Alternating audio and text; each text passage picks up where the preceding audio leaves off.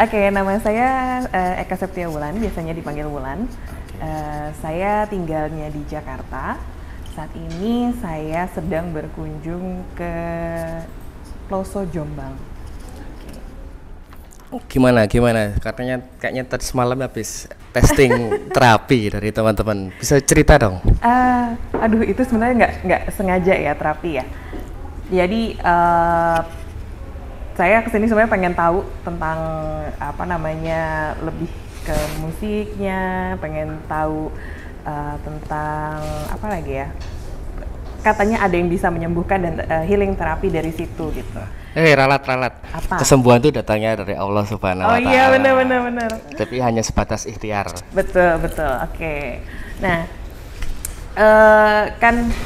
kemarin sempat dengar cerita kalau tim dari teman-teman di Metafakta ya kita sebutnya atau apa? Boleh. Atau fakta ya? XT ya? ST Holik juga boleh ya? Oke, mengadakan yang di Cianjur itu? Terapi support untuk Cianjur. Support terapi buat korban di Cianjurnya. Itu menarik banget buat saya pribadi gitu.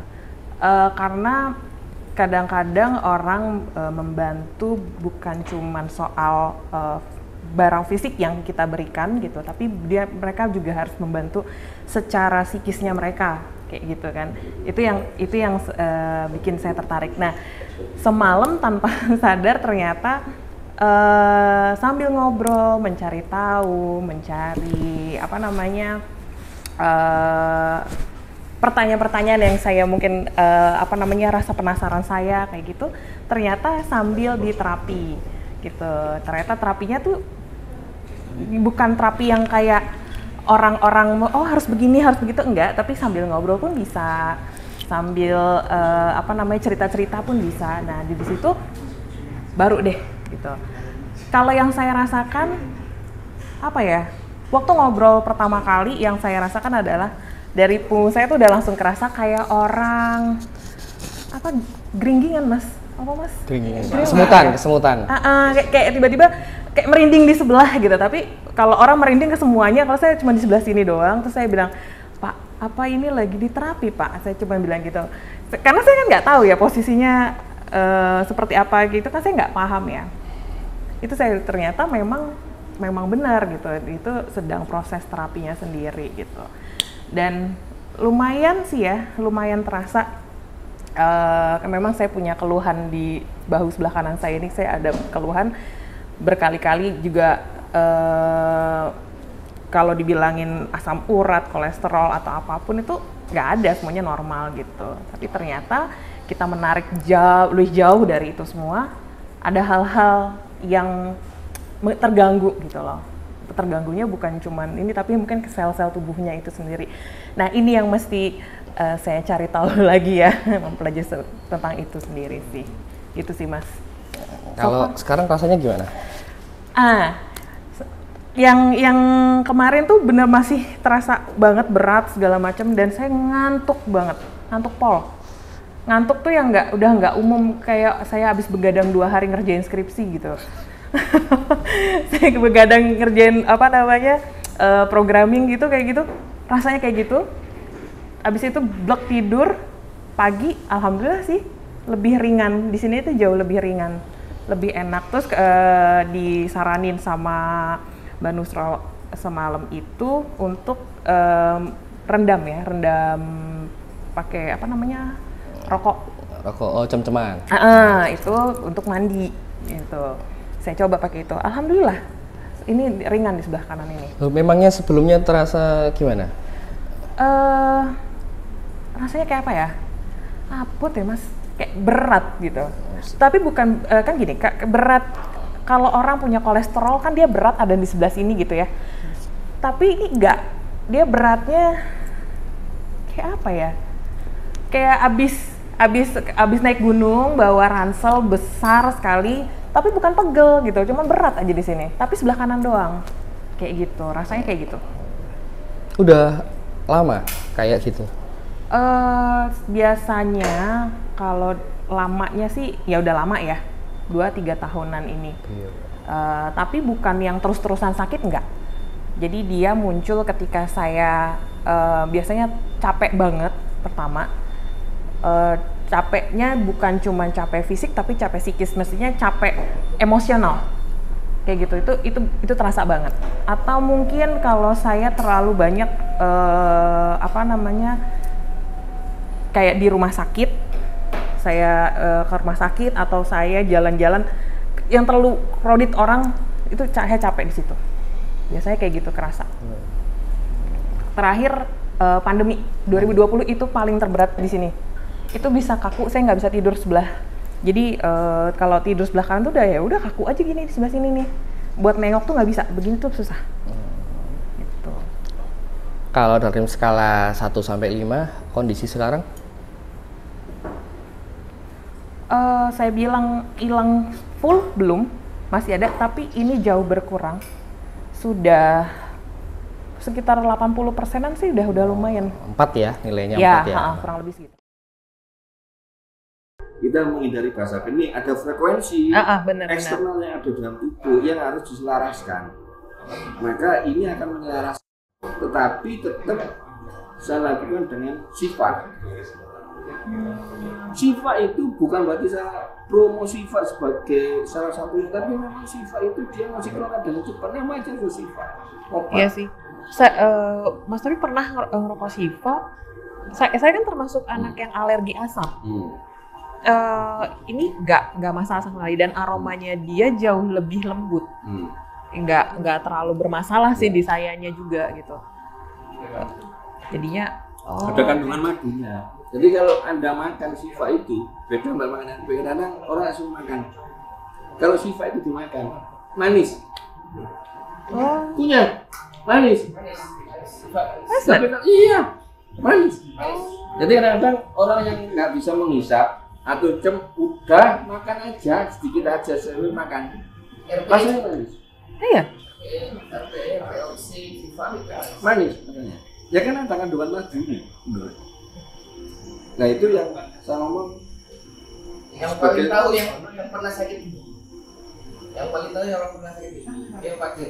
Jadi di ini kan di kemus. Oh, di yang di gigi yang sakit. Oke. Oke.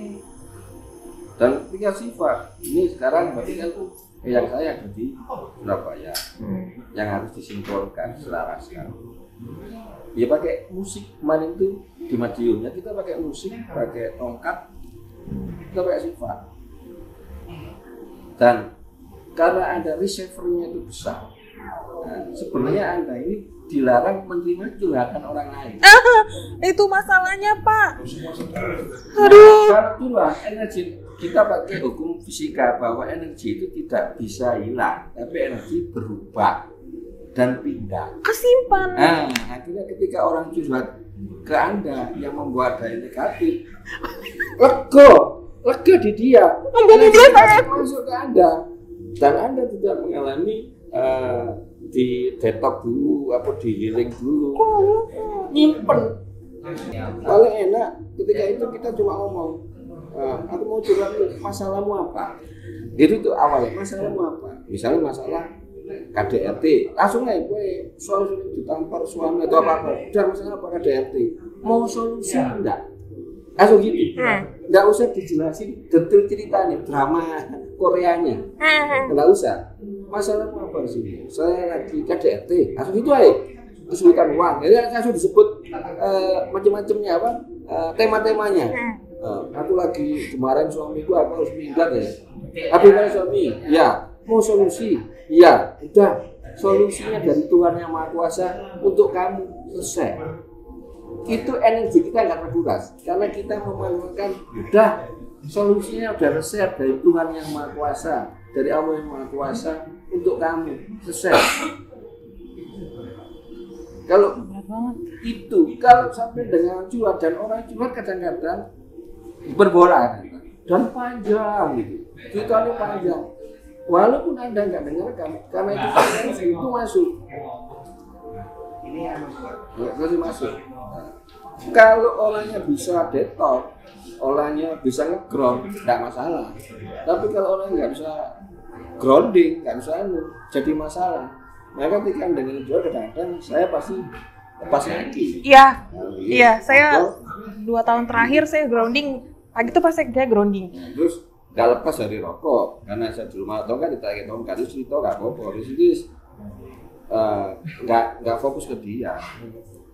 Karena orang itu kadang-kadang repotnya kalau terapis itu kan orang itu salah satu obatnya juga bertutur dan bercerita. Betul. Masalahnya Anda siap enggak sebagai terapis gitu loh. Itu dia. Tapi ya grounding, harus rajin grounding. Gampang bikin barrier aja, beli kaos oksi. Iya. Sama rokoknya sih Pak. Jadi pengalaman saya nih Pak. Apa? Oh, parfum bisa. Parfum. Monggo sana merah. Bisa pesan sama kita orang. Proteksi ya.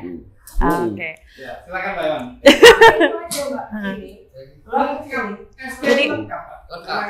Jadi ada satu pengalaman saya dulu.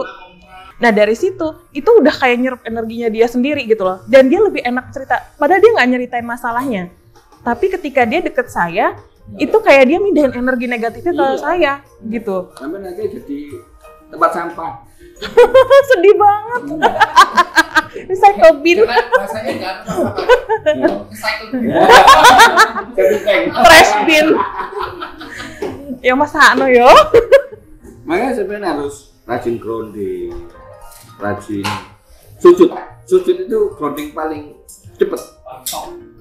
Tetap. Sujud. Makanya ini kan ada hitam-hitamnya ini. Sering sekali dia sujud. Sujud itu grounding. Kalau kita pakai istilahnya orang Cina, kundalininya itu ngalirnya di sini, dia keluar. Iya. Kalau enggak sujud, itu paling cepat sujud. Grounding. Ya pakai macam-macam. Oh, pakai Shiva, pakai baju SD, pakai Nusa Tamara. Itu pakai Nusa Osikron, pakai tongkat. Tapi tetap ketika Anda mendengarkan, jangan sampai terbawa. Jangan sampai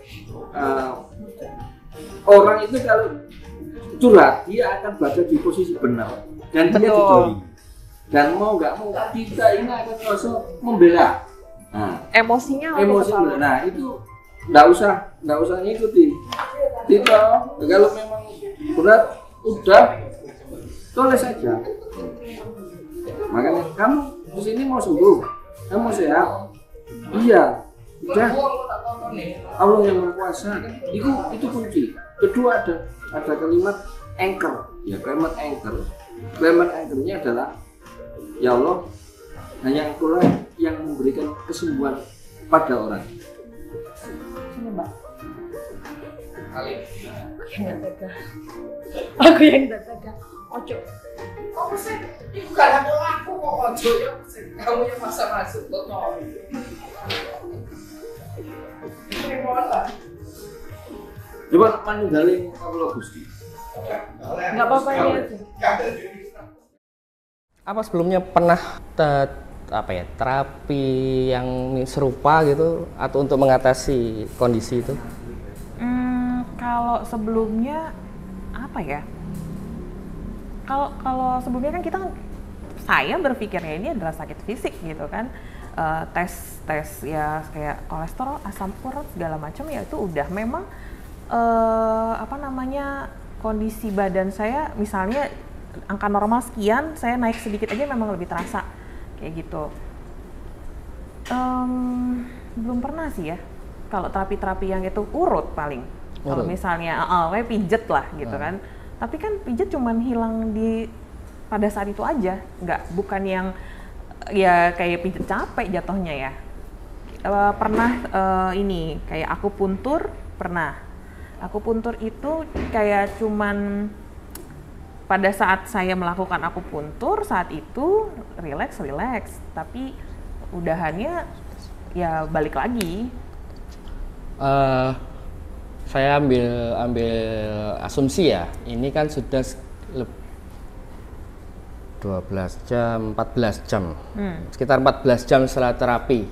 Terapi. Apakah ini dengan kondisi yang sama dengan waktu akupuntur atau pijat itu setelah 14 jam masih terasa nyaman? Kalau misalnya kayak akupuntur, saya juga nggak langsung yang dok hilang, enggak. Maksudnya langsung hilang bener-bener gitu, enggak. Biasanya dia harus berapa kali, 2-3 kali melakukan akupuntur baru mulai ringan gitu, gejalanya ringan. Jadi dia berkurang tapi sangat-sangat bertahap, pelan sekali gitu. Kalau yang ini yang saya rasakan lumayan jauh gitu, untuk 1 kali ini lumayan jauh banget berkurangnya gitu. Dan apa namanya ya, beda ya. Takut jarum nggak sih, Mbak? Saya? Iya. Enggak. Kalau dengan akupuntur kan jelas ya, ada jarum yang ditancapkan ke tubuh ya. Kalau ini kan sama sekali nggak ada loh, jadi ngobrol-ngobrol. Iya benar, lebih enakan ini sih. Karena gini, untuk akupuntur sendiri gini, ketika saya memutuskan untuk terapi akupuntur misalnya 1 hari, oke, saya besok mau terapi akupuntur. 1 hari ini tuh saya mempersiapkan diri tuh luar biasa. Karena saya tahu akan ada rasa sakit yang saya rasakan, ya kan? Saya harus mempersiapkan mental saya harus bilang sama diri saya besok akan tidak nyaman, gitu. Jadi harus siap-siap gitu. Kalau afirmasi, mengafirmasi diri sendiri. Karena kalau enggak, itu kan kaku ya, badan kan kalau kaku kan nggak bisa juga ditusuk, nggak bisa. Gitu, biasanya gitu. Kalau ini malah tanpa afirmasi ya? Nggak tanpa afirmasi, saya juga nggak tahu kalau lagi terapi malahan. Kalau kata orang sini mak berdunduk ujuk-ujuk. Nah itu dia. Kalau kata orang Betawi ujuk-ujuk lah gitu. Jadi tidak ada persiapan malah? Nggak ada. Mbak Wulan, bisa cerita dengan experience yang semalam ini, apa ekspektasi dengan ekspektasi dan harapan jenengan ke depan ini? Harapan saya sendiri sama diri saya ya, apa ya?